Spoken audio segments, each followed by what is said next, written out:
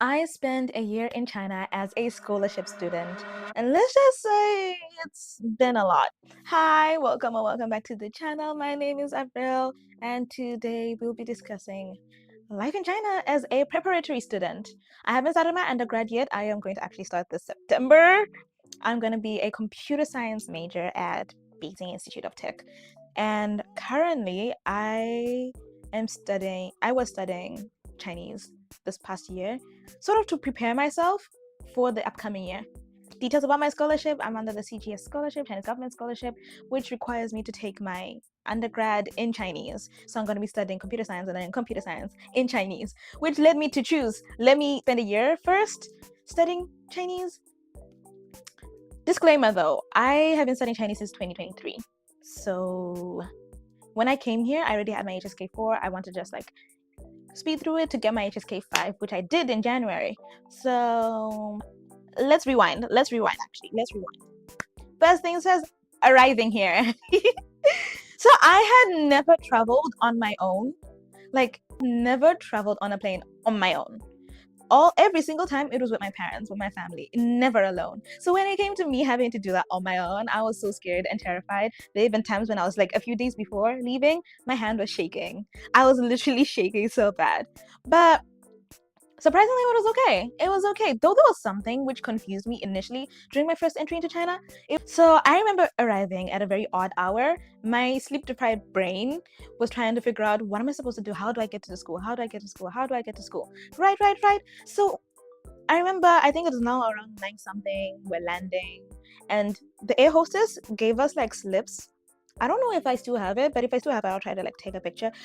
We were given like slips where we're supposed to then write the flight number we were on, our current visa, and our host institution. Sort of like for those who weren't using like Beijing as like a transfer to other places.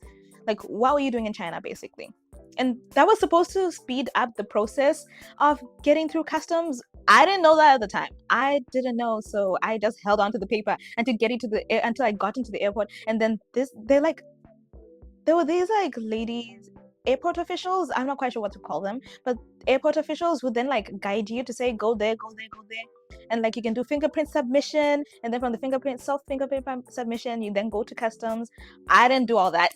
I just did it at the table. I wasted so much time. During my second entry, I knew what to do, and because like I was already in the system, it was kind of faster. But yeah. So I spent like a lot of time trying to figure out what am I supposed to do. I feel like customs in China is kind of like different from everywhere else.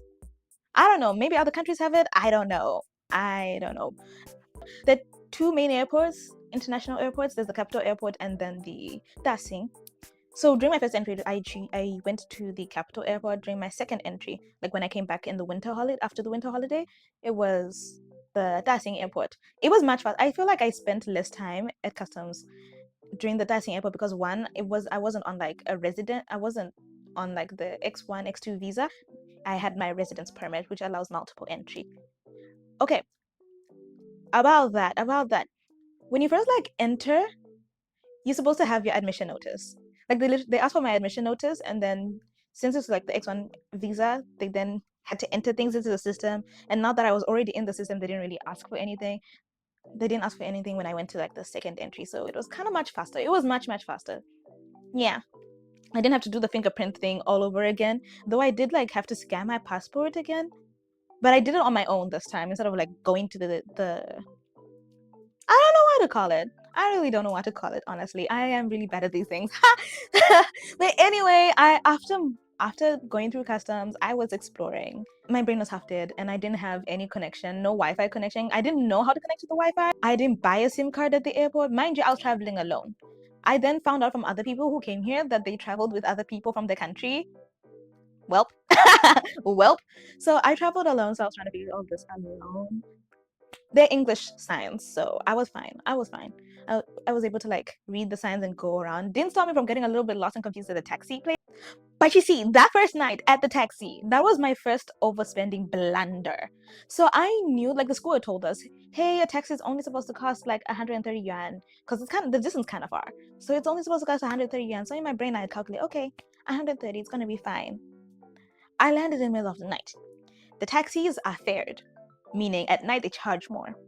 And because I'm a quote unquote tourist foreigner. Have you guys heard of foreigner tax? Yeah. How much I had to pay to get to school? 500 yuan. 500 yuan for a trip that was supposed to cost 130. I am sorry. I am still mad about that until today. The only thing that is keeping me sane is because I wanted to get to school. I really wanted to get to school as soon as possible. Mind you, it's in the middle of the night. By the time I got to school, it was like around midnight. Thank goodness the school's reception is like 24 hours, so I was able to like check in and stuff. But that dude robbed me. That dude robbed, and it wasn't like we couldn't understand each other. No, like I said, my Chinese was okay-ish. I just had to like work on my speaking. So he had to speak slower. I had to speak sort of like slower, but we still understood each other. We still understood each other, and I told him 500 yuan. That's crazy. Said, no, check the meter. Yeah, never took a taxi after that ever again. Never took a taxi ever again. So what's my advice for this?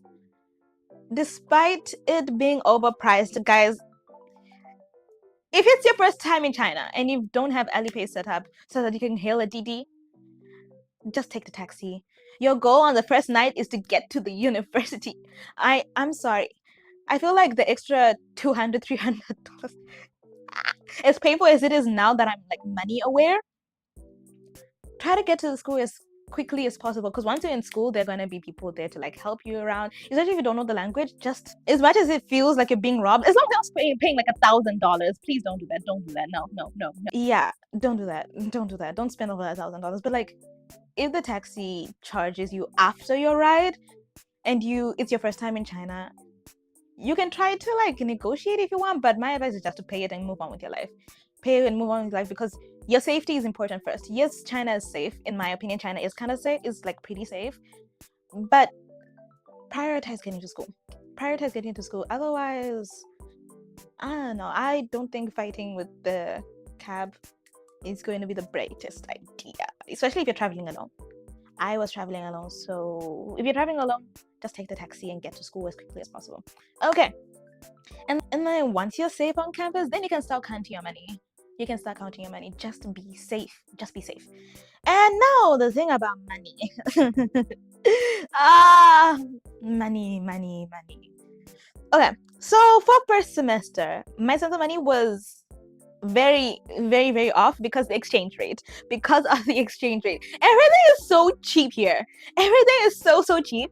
So I was so excited to be like, oh my goodness, this for only this dollars. Oh my goodness, it's only $2. Oh my goodness, it's only $3. I was so excited. I was literally so excited. I was looking, especially on Pinduoduo, Taobao, like looking at them is like, whoa, everything is so cheap. Why is everything so cheap? Like, look at my nails. I did them myself with things I bought for myself. I feel like, oh my, everything is just so cheap. And like, my realization of 500 yuan actually being a lot of money only hit in second semester when I came back and like used and like called a Didi. Like, oh my goodness, I spent so much money the first time around. But yeah, because of that excitement, because of thinking like everything is so cheap, it is so easy to like overspend when you first get here. And let me be honest, I was blowing money in the first time I got. I was blowing through. No, it was. I would like tell myself, oh, it's not that expensive. Let's say it's not that expensive. It's only $2. It's not that expensive. Only $3. 21 yuan, $3 only. And then like now, if you tell me a bowl of something is like 50 yuan, I'm going to be like, that's expensive. But if you convert like 50 yuan to like USD, it's only like $4 or $5. It's like, it's not that expensive. It's not that expensive compared to like back home, but it's expensive relative to the country you're in. But you only like learn to feel what's expensive and what's not expensive after living here for a first couple of months. So if you guys like decide to come to China to study or to just visit, pace yourselves. Try to pace yourself. Just because it's cheap doesn't mean you should buy it. I swear there are a couple things in my room right now which I can say I bought but I don't really use anymore. I'm looking around my room to see like what did I buy which I don't really use. I don't know. I don't remember. Or probably like I don't remember. Also in the beginning, there are quite a lot of expenses you need to pay for, like your SIM card, data plan, insurance, bank, opening your bank account because they require like a minimum deposit, I think of 100 yuan. I don't know whether it's depending on which bank. I don't remember anymore. It's like almost a year. It's been almost a year now. And then what else? Medical check if you didn't do that in your country and you're going to do it in China. Medical check as well. Getting your visa, changing to get your residence permit again also requires a payment. I think 300. I don't remember. I really don't remember. Don't quote me on this. Don't quote me on this. You'll figure it out. The school will tell you. Your schools will tell you. But like, yeah, there are quite a lot, and textbooks too. There are quite a lot of expenses initially. So pace yourselves. Don't be like me. Don't be like me who kept on saying, "Oh my goodness, this is so cheap. It's only $10 when it's 70 yuan." Yeah. Moving on. So orientation week goes by, you're settling in, you go to classes, things are a-okay, and then you go for your for your first holiday. I think the first holiday is 国庆节, the national day. And last year for our national day, they also combined it with another festival. So we had like Friday, or was it Thursday, until the next following week off. It was like a very, very long holiday, like a week off holiday, sort of, 5 days. I don't quite remember, but yeah. And we come back to class and we hear, "Oh, by the way, guys, we're having a Saturday makeup class." And I'm thinking, makeup class? What type of makeup class? Like, I didn't miss any class. I didn't skip any classes. Why are we making up classes on the weekend? Turns out here in China, if a holiday falls during the week and you had classes on that day, let's say you had a class on Friday and the holiday fell on Friday, you sort of like make up for it during the weekend, meaning that that 3-hour lecture which you didn't do on Friday, you will do it on Saturday, or if you're unlucky, on Sunday too. I feel like that was like the beginning, like the little crack which is beginning to form in my psyche. Like, wait, you gave us a holiday just to take it back during the weekend?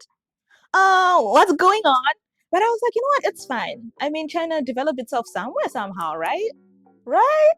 Plus, I am here to learn. Who am I to complain? It's not my system, it's not my education system.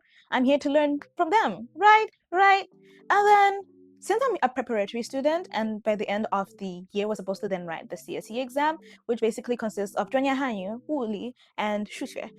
物理, physics and maths. Like 专业汉语 specialized Chinese, 物理 physics, and 数学, which is maths. Since I am going to be a computer science major, I took physics.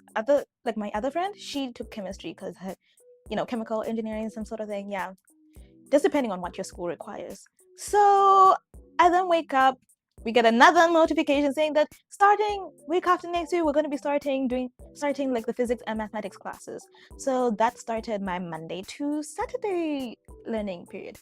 Honestly, I'm not quite surprised because it's trying to like cram the whole high school syllabus within 1 year. Fortunately for me, I already studied maths and physics back home, so it was like trying to Google Translate all my prior knowledge into Chinese so that by the time I take the exam, I can. Yeah, if you see my finals week vlog, you can see me trying to like low-key crashing out. The Google translating of the knowledge which I had in high school worked somewhat. I can say somewhat. It somewhat worked.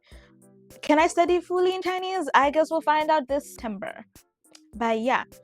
So low-key, my schedule now, and mind you, this is due first semester. My schedule now was beginning to look like my high school schedule, whereby I was in school like Monday to Saturday, with Friday afternoons and Saturdays being for extracurricular activities.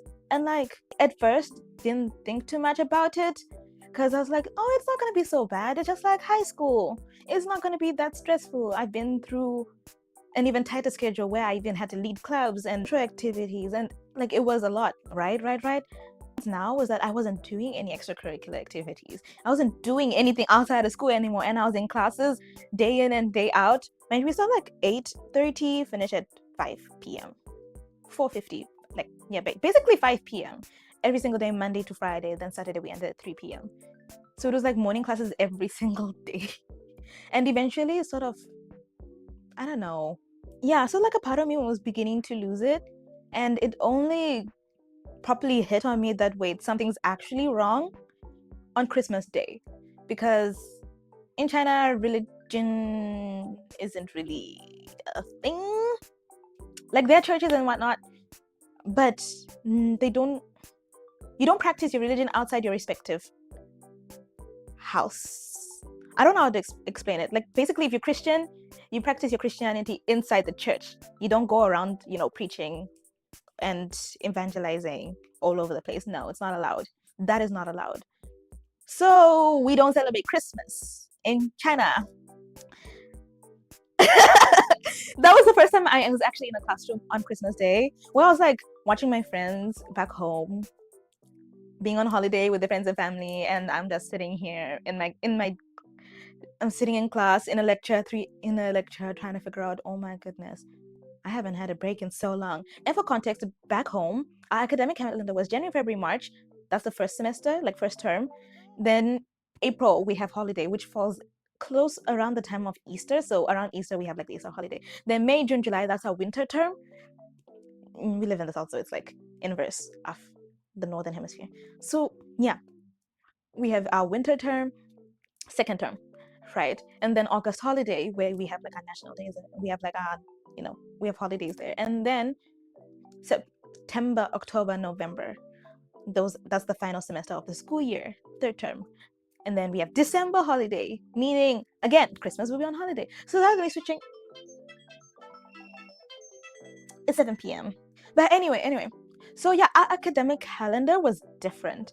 And suddenly going from a 3-month, 1-month break, 3-month, 1-month break, 3-month, 1-month break, to suddenly going on like months on end with like a 5-day holiday, which it wasn't really a holiday because we ended up making up for it over the weekend, to suddenly like, I don't know, it took me off guard. Like, I was not expecting it. So I called my parents. I was like, I'm coming home. I want to come home much sooner than I intended to. So like I sort of like pushed the date of when I was supposed to come home much earlier, because I was like, no, I don't think I want to gallivant during the holiday in China. Not now. I need to come back home.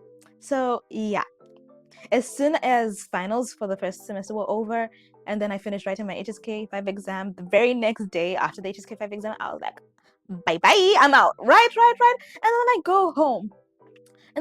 And realized, wait a minute, I heard of this before. Why am I so surprised? Because the thing is, I had watched another YouTuber prior to this also talking about like the holidays which weren't a holiday, but I didn't think it would hit me so bad.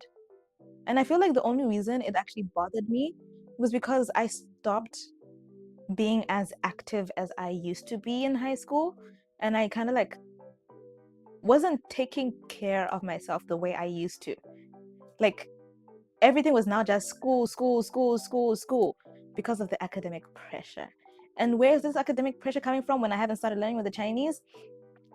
Class. It was coming from class. Because, like, I don't know about you guys' high school or anything, but in my high school, they made it like a point not to publicize people's grades unless you really had a horrible teacher, like a very strict teacher who was using the power of humiliation to, encourage you to do better. But like, when I got to China, that was like the first time I was seeing the whole class's grades, and like, I live for academic validation, so that messed up with my psyche as well. So other than like it being physically draining, I was also mentally draining myself by competing with everyone else in my class, trying to make sure I stay and within like a decent grade so that I don't, that, and because of my scholarship as well. Basically the scholarship is like, oh, don't get below 80%. If you get below 80%, we'll reevaluate whether you get the scholarship or not, and then you go home or whatever. I don't know. It's like a lot of academic pressure. I'm not gonna lie to you guys. It was a lot. It was mentally draining. So I was seeing other people's grades, and there was like sending it in the class group chat. So you'd be seeing who got the lowest, who got the highest, every single person's grades, and that made me competitive with everyone else, and not in the sense like I don't want to talk to anybody, but more in the sense of, oh my goodness, am I good enough to even be here in the first place? It's only my prep year. So that in its own is a telltale sign that if I did not like fix what was draining me and sort of like hit the nail on the head before I went back for second semester, I would be set for a downward spiral in my life in uni, and I didn't really want that for myself.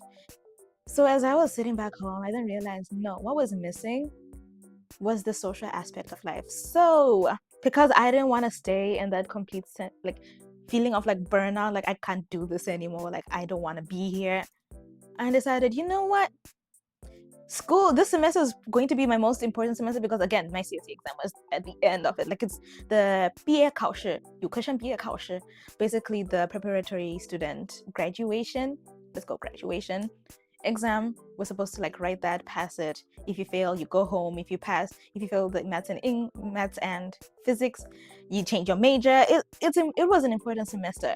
Yet somehow I was going out every single weekend. We introduced gallivanting. So every time me and my friend would be texting each other, we'd be like, hey, do you want to gallivant this weekend? Do you want to gallivant on this Friday? Do you want to gallivant on Saturday? Do you want to gallivant? Like basically, we made plans every single week to go to a different park, to walk around, exploring subways, going to like new places we haven't been to, sort of to like break this negative loop and dread which we had from first semester. And it worked.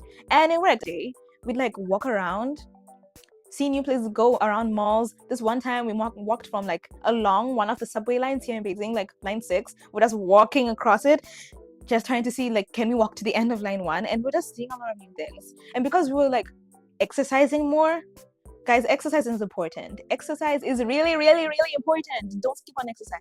Because of like exercising more, our moods were better. So healthy body, healthy mind, better grades.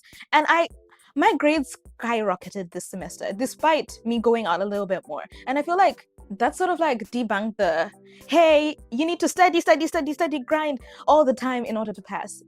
Like, yes, study. But when you study as hard as you play. Like, if there's like anything I can advise international students to do, is to balance your life. Like, yes, study hard. I'm not saying go out every single day, party, come out blackout drunk the next day. No. We don't do that here. No. What I'm saying is, as much as your grades are important, your mental health is also quite important. And I feel like a lot of international students, we tend to like discount the fact that we're going to feel homesick, that we're going to be in an unfamiliar environment for a prolonged time. And I'm not quite sure about, but what I can say is majority of us have probably never lived away from home for a long time. So these things, as much as you may not feel homesick now, or you say, oh, I'm not feeling homesick, I don't feel much of a culture shock, it's sort of like you won't feel it as much as it's like portrayed online, like, oh my goodness, I can't do this. And it'll be like an underlying thing. I was already like exposed to Chinese culture already prior to coming to China, so I was already aware of most of the things. But it was like the small layers of everything just building to each other, not having a proper like diet, not taking care of myself, and boom, all of a sudden I've gained weight. I'm now suffering with my mental health. The academic pressure is like killing me. And like it wasn't like visible. So if there's anything I can advise international students like careful about, is to just balance from the get-go. Try to balance it. Underestimate your mental health. Get your exercise, sleep properly, eat, guys. You need to eat. Don't be skipping out on meals. And I don't mean instant noodles. Go get proper food. Get proper food, guys. No, just get proper food, please. So because like second semester, I can say it was much longer. I feel like spring semester was kind of longer than the first semester, but because like I was now aware of what is going on, like I was now aware of what was going on, like how the holidays are made up for, and how like the problem was I wasn't taking care of myself outside of school as I was supposed to. It made life so much easier. Like I can say this past semester was actually my favorite semester. I'm not saying it wasn't stressful, like my finals all can like speak for itself, but it was not as painful as the end of first semester was. That makes me sort of excited for the upcoming semester. I'll be moving out soon, moving out of this uni. I'm moving to my undergraduate university. I can't believe it. I'm gonna be learning with Chinese students this time. I'm sort of like scared. I'm kind of like scared. I do have a Chinese friend right now who I met on campus, and she's adorable. Like she's so sweet, right. But I'm also like, but she's like a master's student. I don't know how it's like going to be actually like learning with Chinese students.